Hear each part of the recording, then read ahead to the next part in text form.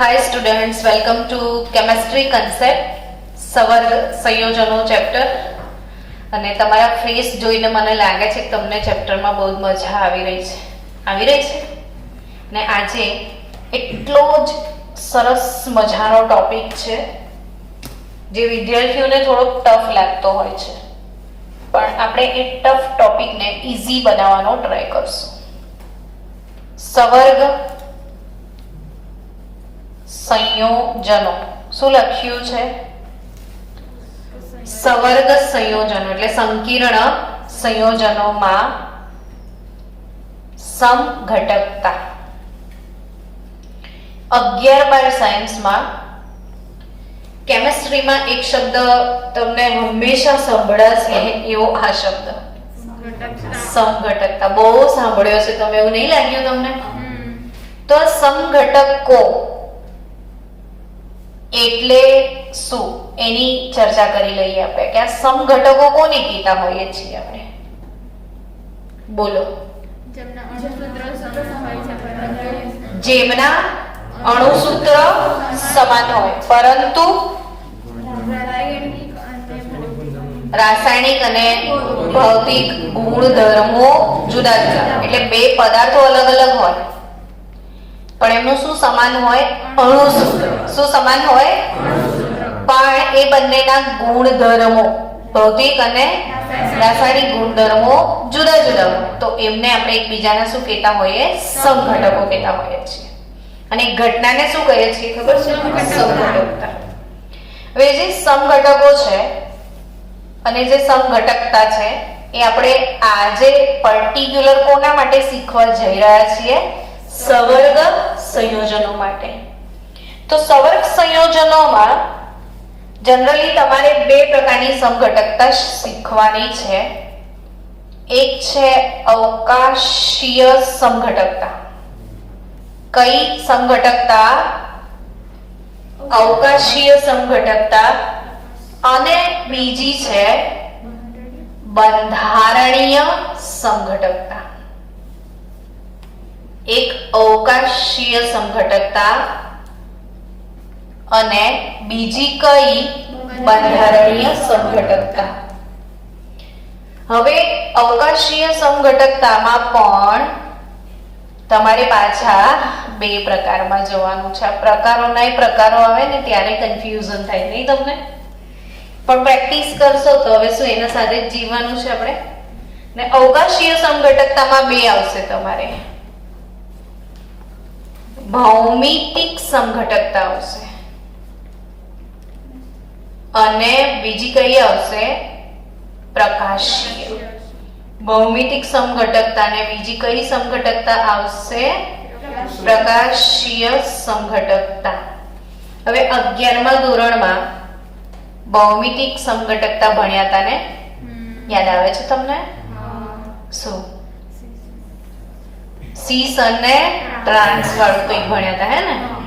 એટલે ભૌમિતિક સમઘટકતા સમતલીય સમચોરસ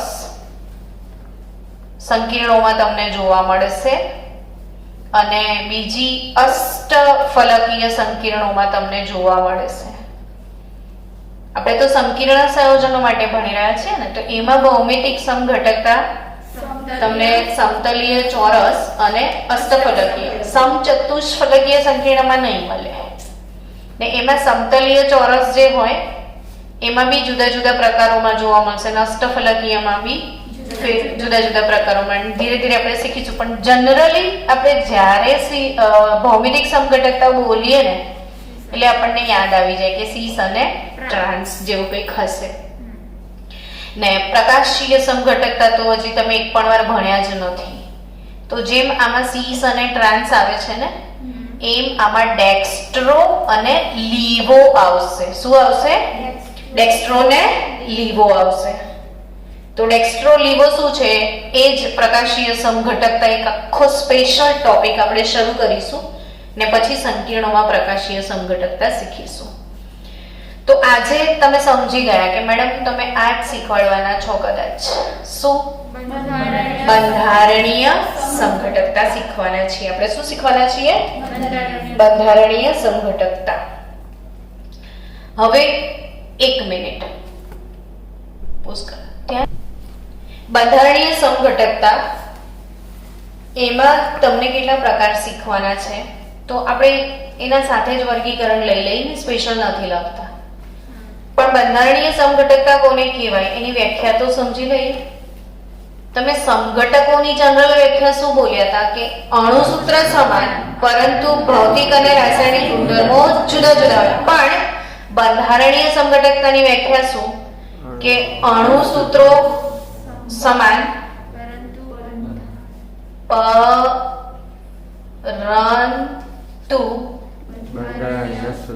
બંધારણીય સૂત્ર જુદા જુદા હોય. અણુસૂત્ર સમાન હોય પરંતુ બંધારણીય સૂત્ર જુદા જુદા હોય તો તેને શું કહેવાય? બંધારણીય સમઘટકતા. હવે આપણે એ જ ભણવા જઈ રહ્યા છીએ એટલે એને ટોપિક બાય ટોપિક નામ લખતા બી જઈએ ને સમજતા પણ જઈએ. એમાં પહેલી સમઘટકતા આવે છે બંધનીય સમઘટકતા. પહેલો પ્રકાર એનો બંધન સમઘટકતા. ને બંધન સમઘટકતાને કહીશું આપણે લિંકેજ આઇસોમેરિઝમ. સમઘટકતાને આપણે આઇસોમેરિઝમ કહીએ છીએ, ખબર છે ને તમને? તો આ કયું આઇસોમેરિઝમ છે? લિંકેજ આઇસોમેરિઝમ. હવે આ જે બંધન સમઘટકતા છે, લિંકેજ આઇસોમેરિઝમ જે પણ છે, એમાં ઉભયદંતી લિગેન્ડની યાદ આવી જશે તમને. હવે લિગેન્ડનું વર્ગીકરણ સરસ વાંચ્યું બી હશે ને તમે લોકોએ, કાલના ટેસ્ટ માટે તૈયારી બી કરી હશે ને. તો મને કહો ને કે ઉભયદંતી લિગેન્ડ કોને કહેવાય? બોલો. કેટલાક લિગેન્ડ બે જુદા જુદા દાતા પરમાણુઓ ધરાવે છે. એવા કોઈ લિગેન્ડ ફટ લઈને યાદ આવે ને તો HCN- યાદ આવે. નામ બોલો તો થાયોસાઇનેટો. Very good. તમારા તરફથી આન્સર હંમેશા મળે જ છે. એમ સંતોષ પણ થાય છે કે છોકરાઓ થોડું થોડું ભણે છે. થોડું થોડું ને કે વધારે. થાયોસાઇનેટો લિગેન્ડ છે ને. હવે આ થાયોસાઇનેટો લિગેન્ડ સલ્ફર પરમાણુ તરફથી ધાતુ આયનને દાન થઈ શકે છે, એટલે આ થાયોસાઇનેટો S કહેવાય. કોના તરફથી દાન થાય છે? સલ્ફર તરફથી. તો બીજું કોના તરફથી દાન થશે શું લાગે છે તમને? થાયોસાઇનેટો તો ખરો, પણ થાયોસાઇનેટોમાં S સિવાય બીજું કોણ દાતા પરમાણુ છે? N. એટલે આમાં 3 છે ને પાછા, તો કાર્બન લખીને ના આવતા. કાં તો સલ્ફર તરફથી દાન થાય, કાં તો નાઇટ્રોજન તરફથી દાન થાય. એટલે થાયોસાઇનેટો N. જો સલ્ફર થી દાન થાય તો થાયોસાઇનેટો S, અને નાઇટ્રોજન થી દાન થાય ને તો થાયોસાઇનેટો N લખાય. ને લખાય શું? NCS-. એટલે તમારે અહીંયા ઉભયદંતી લિગેન્ડનું રિવિઝન પણ થઈ જશે.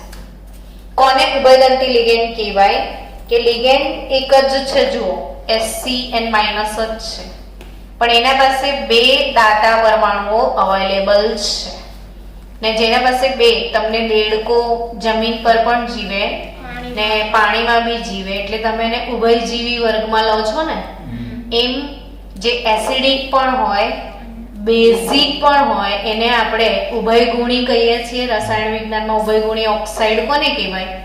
કે જેનામાં એસિડિક ગુણધર્મ પણ હોય, બેઝિક. એમ ઉભયદંતી લિગેન્ડ આવ્યો. બે દાંત, બે દાંત, ઉભયદંતી. સમજ્યા? તો આ HCN S તરફથી પણ લિંક પામી શકે, N તરફથી. હવે એવા આપણે બે સંકીર્ણ લખીએ. આ જે આઇસોમેરિઝમ છે, જોર્ગેન્સન નામના વૈજ્ઞાનિકે સમજાવેલું. કોણે? બોલો. જોર્ગેન્સન. ને જોર્ગેન્સન જે છે એમણે કયા બે સંકીર્ણોનું સમજણ આપી હતી? તો એવા બે લિગેન્ડના ઉદાહરણ આપણે લઈએ છીએ. એક છે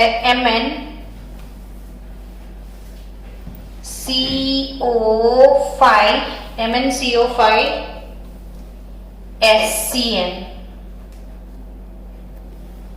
MnCO5 SCN, અને બીજું છે એનું સમઘટક MnCO5 NCS.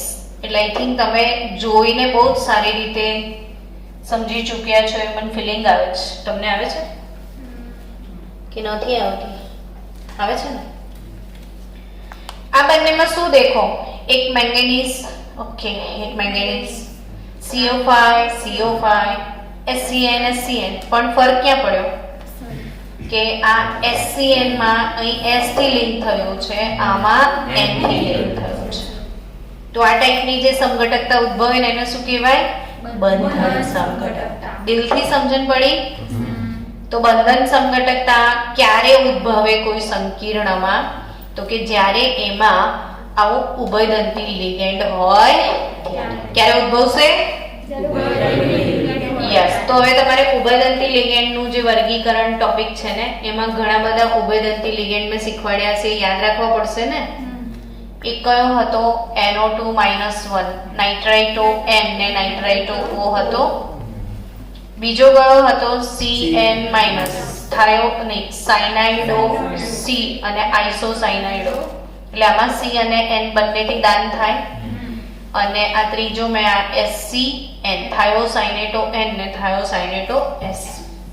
ને આની અંદર બે અલગ અલગ પરમાણુ વડે બંધન થયેલું છે, એટલે આ બંને એકબીજાને કેવા સમઘટકો કહેવાય? બંધનીય સમઘટકો.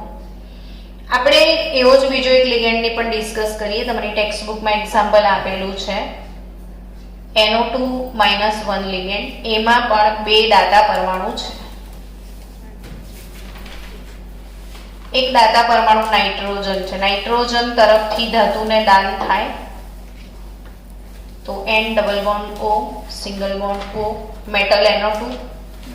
ને નાઇટ્રોજન થી દાન થાય તો એ નાઇટ્રાઇટો N કહેવાય. શું કહેવાય?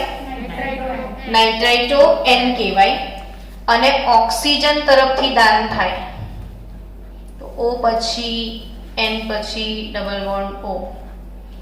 ઓક્સિજન તરફથી દાન થાય તો નાઇટ્રાઇટો O કહેવાય. સમજ્યા?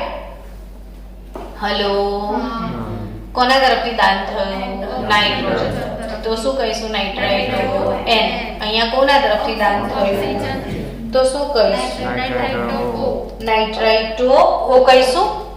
તો એના બે સંકીર્ણ સંયોજનો તમને આપેલા છે. એ બંને સંકીર્ણ સંયોજનો જુઓ. CO NH3 CO NH3 આપણે સ્લોલી એટલે જ રહે છે કે આખી થિયરી 4 માર્ક્સમાં બોર્ડમાં પૂછાશે. તો આ બધા જ કોમ્પ્લેક્સના એક્ઝામ્પલ પણ તમારે લખવાના છે. તો કઈ રીતે પ્રિપરેશન કરવી એ સમજ પડી તમને? તો why I am going slowly because કે તમારે પ્રિપેરેશન સારી થાય. તો સ્લોલી જઈ રહ્યા છીએ. આરામથી ભણો પણ સારી રીતે ભણો. તો આ લિગેન્ડ થાયોસાયનેટો પ્રેક્ટિસ બી થાય, નોલેજ બી વધે. આ NO2 લિગેન્ડ ઉભયદંતીય લિગેન્ડ છે. નાઇટ્રોજન તરફથી દાન થઈ શકે, ઓક્સિજન તરફથી દાન થઈ શકે. CONH3 NO2. અને આ જે સંકીર્ણ છે એનું ઉદાહરણ પરીક્ષામાં તો તમારે લખીને આપવું પડશે ને. તો આખો કોમ્પ્લેક્સ બાય હાર્ટ કરવો પડશે ને. તો પછી તો CO એક આવડે એટલે બીજું તો આવડી જ જવાનું છે. NH3 તો રહેશે જ, પણ ONO આવશે ને. કે કેવી રીતે લખાય એ બી શીખવા મળશે તમને. કે N તરફથી દાન થયું તો અહીંયા શું લખેલું હશે? NO2. ને O તરફથી દાન થયું હશે તો શું લખેલું મળશે તમને? ONO લખેલું મળશે. હવે લાલ સ્વરૂપમાં નાઇટ્રાઇટ લિગેન્ડ ઓક્સિજન દ્વારા ધાતુ સાથે બંધન પામે એટલે આમાં ગુણધર્મો તરીકે શું જુદું? તો તો આ ઓક્સિજન દ્વારા ધાતુ સાથે બંધન પામે ને તો આ જે સંકીર્ણ છે એ લાલ રંગનો છે. કયા રંગનો છે? લાલ રંગનો. ને NO2 દ્વારા સંવર્ધન બને છે તો એ પીળા સ્વરૂપનો છે. હવે આ રંગ પણ MCQ માં પૂછશે, એટલે થિયરી મોડે કરી હશે તો MCQ ઓટોમેટિક આવડશે. તો આ શું ભણ્યા? હવે એમ કહો, પાછું રિપીટ મારો. કઈ સંઘટકતા ભણ્યા? બંધન સંઘટકતા ભણ્યા. સંકીર્ણ સંયોજનોના અણુસૂત્ર સમાન હશે, પરંતુ બંધારણીય સૂત્રમાં લિગેન્ડ દ્વારા જુદા જુદા પરમાણુ દ્વારા બંધન થશે તો કઈ સંઘટકતા કહેવાય? બંધન સંઘટકતા. જોર્ગેન્સન્સ નામના વૈજ્ઞાનિકે આ સમજાવેલું. જોર્ગેન્સન, એને ન લખવાને આપણે રહી ગયું, જોર્ગેન્સન થઈ ગયું ને. જોર્ગેન્સને આ સંઘટકતા સમજાવી હતી. એમાંથી મેં પહેલું એક ઉભયદંતી લિગેન્ડ કયો સમજાવ્યો તમને? થાયોસાઇનેટો.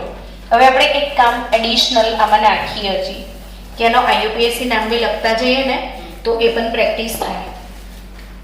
આ કયો લિગેન્ડ છે? CO એટલે કાર્બોનિલ. કાર્બોનિલ ક થી ચાલુ થાય, C થી, ને આ T થી, એટલે પહેલા તો કાર્બોનિલ જ આવશે. તો શું લખાય બોલો? પેન્ટા કાર્બોનિલ થાયોસાઇનેટો. થાયોસાઇનેટો પછી બ્રેકેટમાં S લખવાનું ને મેંગેનીઝ પછી કૌંસમાં એનો ઓક્સિડેશન આંક. સમજ્યા? કેવી રીતે લખાશે? ઓક્સિડેશન આંક એક જ આવશે. તો શું લખાય બોલો? પેન્ટા કાર્બોનિલ થાયોસાઇનેટો S. અચ્છા, HCN પ્લસ છે આ, એટલે મેંગેનીઝ 2 થઈ જશે સંયોજકતા. ને પાછળ આયન લખવું પડશે. તો આનું નામ આવડી ગયું તમને? ચલો તો આનું નામ બનાવો હવે કે પેન્ટા કાર્બોનિલ થાયોસાઇનેટો N મેંગેનીઝ 2 આયન. સમજ્યા ને? તો આ નામકરણ બી સમજવા જેવું છે આ લોકોનું, એટલે જોડે જોડે આપણું એ બી કામ થઈ જાય. હવે આનું નામ બનાવીએ આપણે. ચલો શું નામ બનશે બોલો? તો એમાઇન નો પહેલા જ આવી જશે ને, તો પેન્ટા એમાઇન નાઇટ્રાઇટો. નાઇટ્રાઇટો N થશે ને, પેન્ટા એમાઇન નાઇટ્રાઇટો N કોબાલ્ટ પછી કૌંસમાં એનો ઓક્સિડેશન આંક 2 નીકળશે શાયદથી, નહીં 3 આવશે. આનો -1 ને આ લોકોના બે ના ભેગા થઈને -2 એટલે કોબાલ્ટ 3 ક્લોરાઇડ. આવડી ગયું નામ? આયન નથી, પાછળ ક્લોરીન છે જ. તો આનું બોલો ને બધા. Penta ammine nitrito. Penta ammine nitrito O cobalt 3 chloride. Chloride તો હશે ને ભાઈ? તો આ રેડ કલરનો છે. ઓ ઓ ઓ લાલ, એવું યાદ રાખજો. ઓ લાલ, ઓ હશે ને તો લાલ, ઓ લાલ. અને N તો પીળો, તો ઓ લાલ. એક સમઘટકતા પતિ. કઈ પતિ બોલો? બંધન સમઘટકતા. હવે કઈ ભણવા જઈ રહ્યા છો? સવર્ગ સમઘટકતા. કઈ? સવર્ગ સમઘટકતા, જેને કહેવામાં આવે છે કોઓર્ડિનેશન. કોઓર્ડિનેશન આઇસોમેરિઝમ. કયું આઇસોમેરિઝમ? કોઓર્ડિનેશન આઇસોમેરિઝમ. હવે આ કોઓર્ડિનેશન આઇસોમેરિઝમ પહેલો પ્રશ્ન થાય કે ક્યારે ઉદ્ભવે? જો આને પહેલાનો પ્રશ્ન આવ્યો બંધન સમઘટકતા. પરીક્ષામાં તો તમને એમ જ પૂછશે કે કોઈ સંકીર્ણ લખેલું હશે આવી રીતે, અને એમ પૂછશે કે આમાં કયા પ્રકારની સમઘટકતા જોવા મળશે. તો તમારે જજમેન્ટ કઈ રીતે લેવાનું કે લિંકેજ ક્યારે જોવા મળે? ઉભયદંતી લિગેન્ડ હોય ત્યારે. એટલે તમારે અંદર શું ચેક કરી લેવાનું કે કોઈ ઉભયદંતી તો નથી ને. જો એમાં ઉભયદંતી લિગેન્ડ હોય તો તમે શું સિક્કો મારી દેશો? બંધન સંઘટકતા આવશે, હે ને? તો પછી ઉભયદંતી લિગેન્ડનો લિસ્ટ બી તો આવડવો જોઈશે ને. એટલે 2 તો આપણે લખી જ દીધા છે. ત્રીજો CN. CN C થી પણ જોડાય, N થી પણ જોડાય. ડન? ઓકે. બીજી કઈ સંઘટકતા? સવર્ગ સંઘટકતા. તો સવર્ગ સંઘટકતા ક્યારે ઉદ્ભવશે? એક પ્રશ્ન અહીં ઉભો રહેશે પહેલો. તો કે જ્યારે સંકીર્ણ સંયોજનમાં ધનાયન પણ સંકીર્ણ હોય અને ઋણાયન પણ સંકીર્ણ જ હોય. એવા બી આપણે નામકરણ ભણ્યા હતા ને કે ધનાયન સંકીર્ણ અને ઋણાયન પણ સંકીર્ણ. જેમ કે દેખો CO NH3 6 CO NH3 6 CR CN6 -3 ને પેલું કયું +3. મેન્શન કરવાની જરૂર નથી પણ આ એક બે અલગ અલગ સંકીર્ણ છે. હવે આ ધનાયન છે, આગળ વાળો ધનાયન અને પાછળ વાળો શું હોય? ઋણાયન. તો આમાં શું ખાસિયત છે તમે જોયું ને? ધનાયન પણ સંકીર્ણ અને ઋણાયન પણ સંકીર્ણ. તો આવું એક્ઝામમાં આપે તો જોઈને જ ના ખબર પડી જાય કે બેઉ કોમ્પ્લેક્સ છે તો કઈ સંઘટકતા? સવર્ગ જ હોય. તો પછી એમાં સંઘટકતા કેવી રીતે ઉદ્ભવશે એ પ્રશ્ન થશે. તો કે આ લિગેન્ડ જે છે ને એની હેરાફેરી થશે. કોની હેરાફેરી થશે? એક કામ કરો, પેલા વ્યાખ્યા લખી દો કે જ્યારે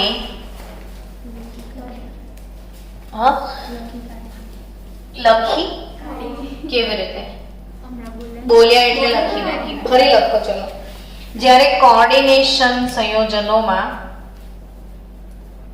કોઓર્ડિનેશન કે સવર્ગ સંયોજનોમાં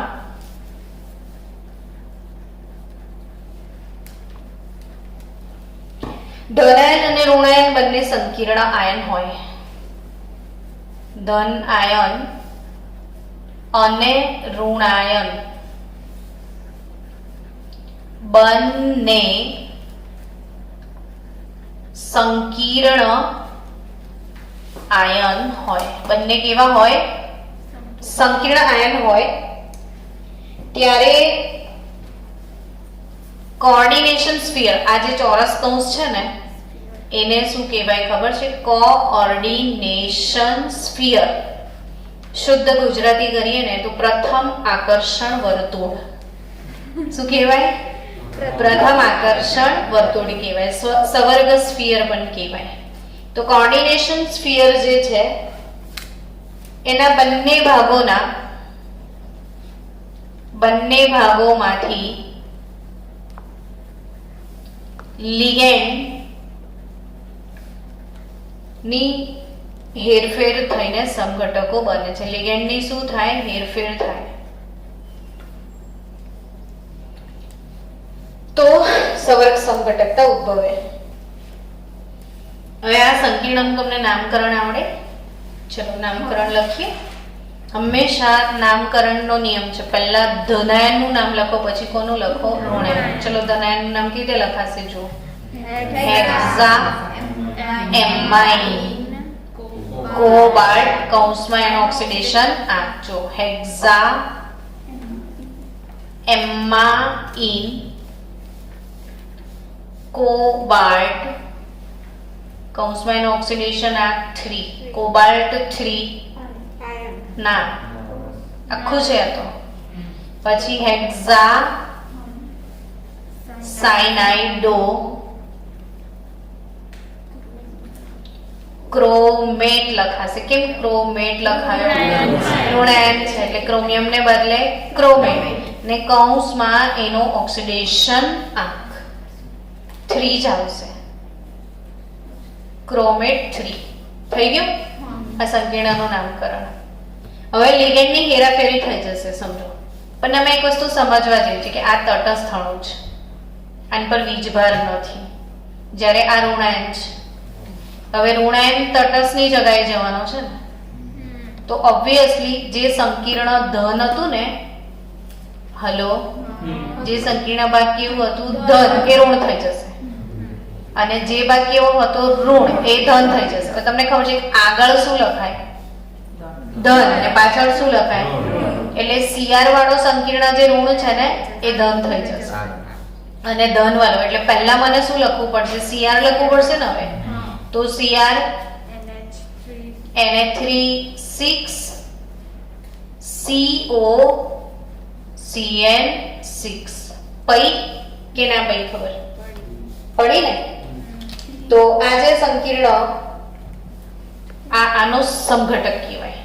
આનો સમઘટક આ કયો સમઘટક કહેવાય એનો એ સવર્ગ સમઘટક. કયો સમઘટક કહેવાય સવર્ગ સમઘટક. તો એવું જ બીજું ઉદાહરણ પણ આપણે લઈએ. કોપર તમે લખજો મારી સાથે બને યાદ બી રહી જશે. Copper NH3 copper NH3 plus 2 complex છે અને પાછળ PtCl4 માઇનસ 2 કોમ્પ્લેક્સ છે. ચલો નામ લખતા શીખી જઈએ એકવાર. નામ બોલો ચલો. Tetra ammine copper 2 tetra chlorido platinate. કેમ પ્લેટિનેટ કર્યું ઋણાયન છે હે ને. તો tetra ammine copper 2 tetra chlorido platinate 2 થઈ ગયું. તો copper ammine tetra chlorido platinate done ને. હવે આમાં સંકીર્ણમાં લિગેન્ડની હેરાફેરી કરીશું. તો તમે સમજી ગયા હવે શું થશે કે એમોનિયા કોની જોડે આવી જશે પ્લેટિનમ જોડે ને કોપર જોડે કોણ જતું રહેશે ક્લોરીન. પણ પાછું આ બી તટસ્થ અણુ હતો આ ઋણાયન હતો એટલે ધન આયન ઋણાયન બની જશે ઋણાયન. એટલે પહેલા કોણ લખાશે હવે પ્લેટિનમ. પ્લેટિનમની જોડે કોણ લખાશે એમોનિયા. જરૂરી નથી કે બધા લિગેન્ડ બધા સંકીર્ણ ચેન્જ થાય. હું શું કહું સમજ પડી રહી છે તમને. હાફ થોડા અહીંથી લિગેન્ડ અહીંથી બે જ એમોનિયા અહીંયા આવે બે જ Cl અહીં જાય એવું પણ થાય. યા વારાફરતી થાય. જો આ 4 એમોનિયા છે ને આ કેટલા ક્લોરીન છે 4. હવે એક ક્લોરીન તઈ જાય ને એક અમોનિયા અહીંયા આવે એવો બી એનો સમઘટક જ કહેવાય. પછી નેક્સ્ટ સ્ટેપમાં 2 ક્લોરીન જાય 2 એમોનિયા. પછી નેક્સ્ટ સ્ટેપમાં 3 ક્લોરીન જાય અને 3 એમોનિયા આવે છે. ચોથા સ્ટેપમાં 4 સમજ્યા છો. એટલે એવું સ્ટેપ બાય સ્ટેપ થાય. પણ આપણે સીધા લાસ્ટ સ્ટેપ જ લખીએ છીએ. હવે આપણે આખું ચેન્જ કરી દઈએ તો પ્લેટિનમ પેલી બાજુ જતો રહેશે ને એમોનિયા જોડે. તો PtNH3 પ્લસ 2 થઈ ગયું ને આ બાજુ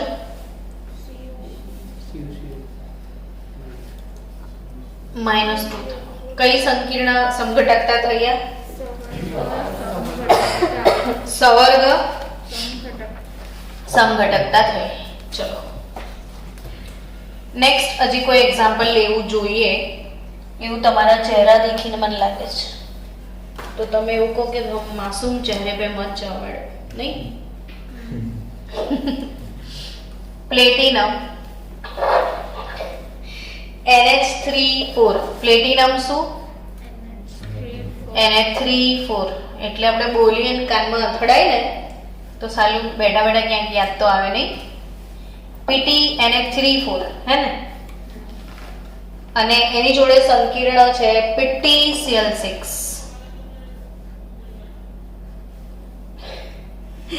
પ્લેટિનમ PtNH3 અને PtCl6 આને આઈ થિંક 4 સમઘટક. કેટલો ફાઇન સંકીર્ણ છે. એક 2 વાળો છે અને એક 4 વાળો છે. બંનેમાં પ્લેટિનમ છે. આ સમજ્યા તમે. Pt2 NH3 છે. આ શું છે Pt4Cl6. એનું નામ લખીએ મજા આવશે. શું નામ લખાશે ટેટ્રા એમાઇન પ્લેટિનમ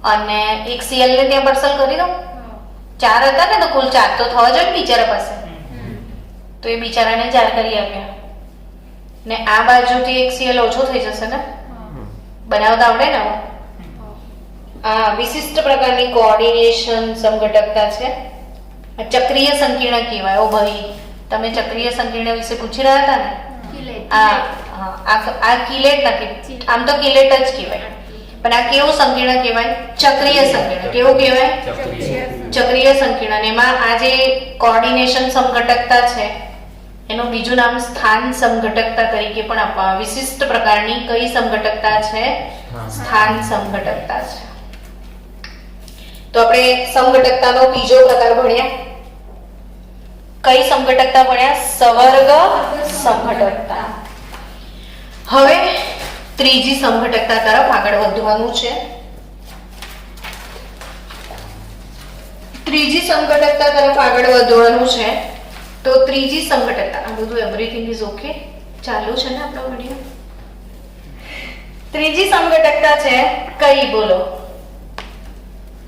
આયનીકરણ. કઈ સમઘટકતા? આયનીકરણ સમઘટકતા.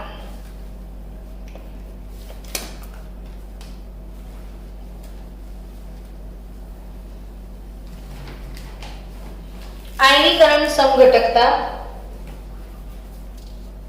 જે સંયોજનોનું વજનથી તથા ઘટકોથી પ્રમાણ બંધારણ સરખું હોય છે. જે સંયોજનોનું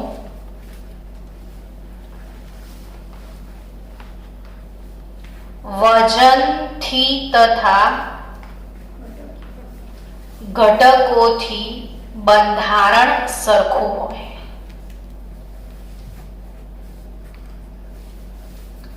વજનથી તથા ઘટકોથી બંધારણ કેવું હોય? સરખું હોય. પરંતુ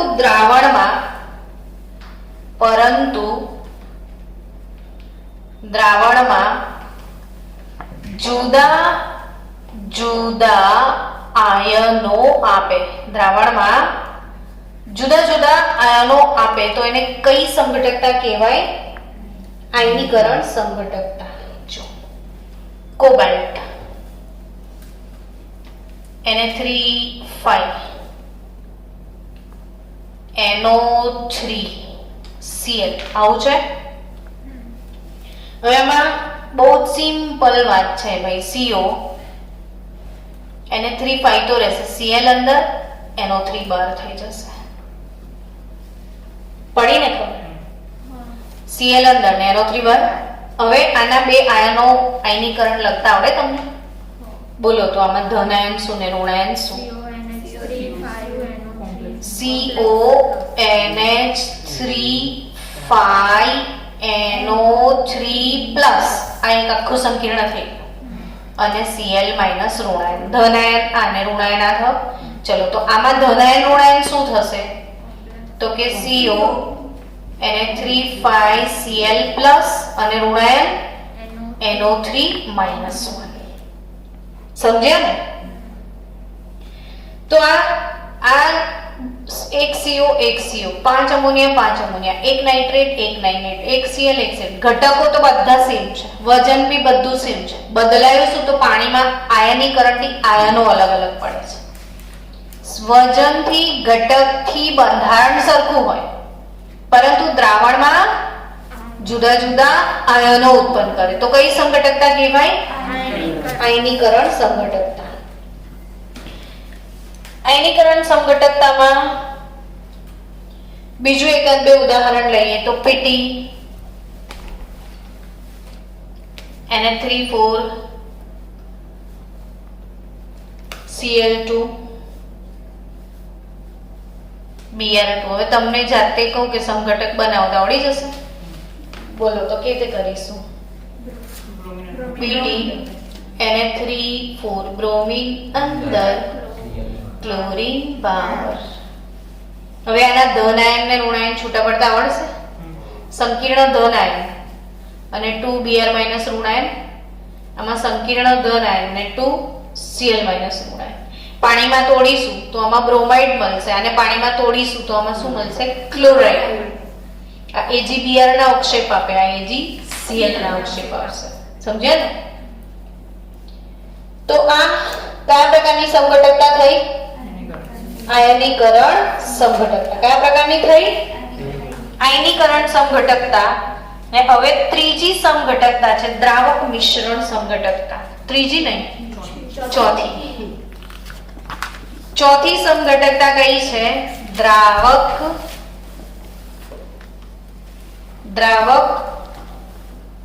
મિશ્રણ લખ્યું છે, વર્ડ બરાબર નથી વાપરેલો તમારા ગુજરાતી બુકમાં. દ્રાવક મિશ્રણ જલયોજન સમઘટકતા પણ કહેવાય. જલયોજન, દ્રાવક મિશ્રણ, સોલ્વેટ આઇસોમેરિઝમ.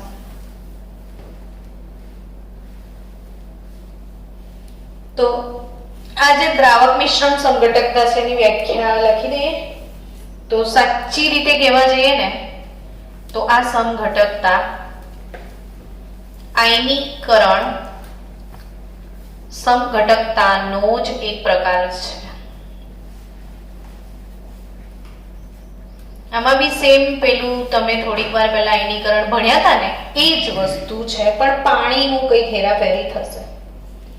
જેમ કે તમે CrCl3 6H2O આવો કોઈ કોમ્પ્લેક્સ લઈ લીધો.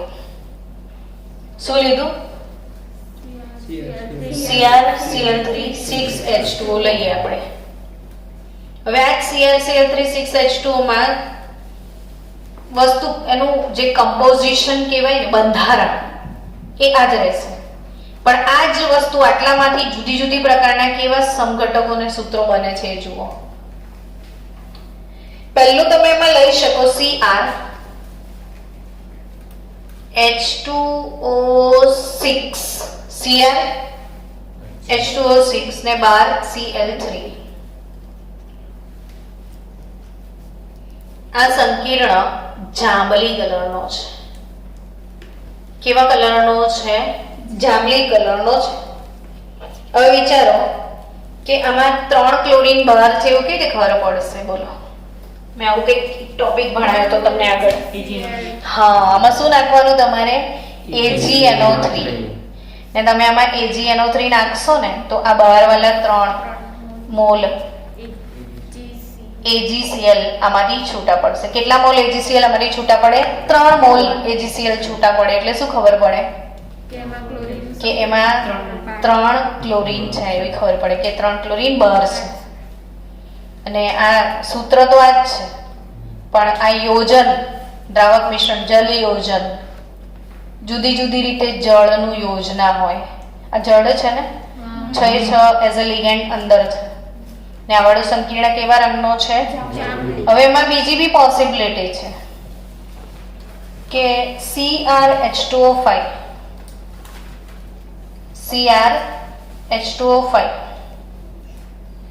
એક Cl અંદર, તો ઓબ્વિયસલી 2 Cl બહાર હશે ને, અને એક પાણી બહાર આવી ગયું. જો આવું જલયોજન થાય તો આ રાખોડી લીલા કલરનો છે. કેવા કલરનો સંકીર્ણ છે? રાખોડી લીલો, ડસ્ટી ગ્રીન કલર હોય.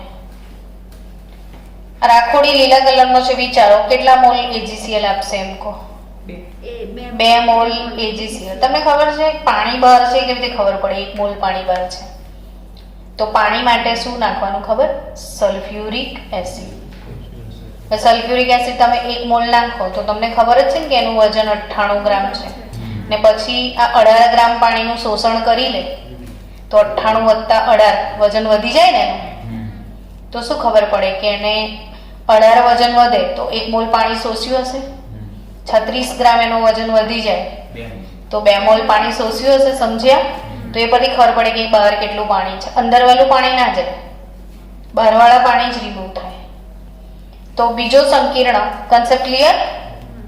ત્રીજો એનું જ યોજના ત્રીજી રીતે બતાવું તમને.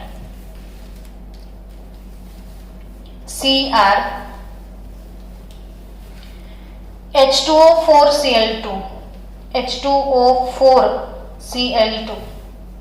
વિચારો બહાર શું આવશે? HCl ને 2H2 એટલે તમે AgCl કેટલા મળશે આમાંથી? 1 મોલ AgCl મળશે ને કેટલા મોલ પાણી સલ્ફ્યુરિક એસિડ પર ગુમાવશે? 2 મોલ પાણી. પાણી આવે તો કોનાથી ઓળખવાનું? H2SO4 થી. સલ્ફ્યુરિક એસિડ પાણી ગુમાવે ને, પાણીને લઈ જાય. એસિડ ને પાણી બહુ વહેલું છે તો H2SO4 પર રાખો તો 2 મોલ પાણી ગુમાવે. ને આ જે પાર્ટી છે એ લીલા કલરની છે. કેવા કલરનો છે?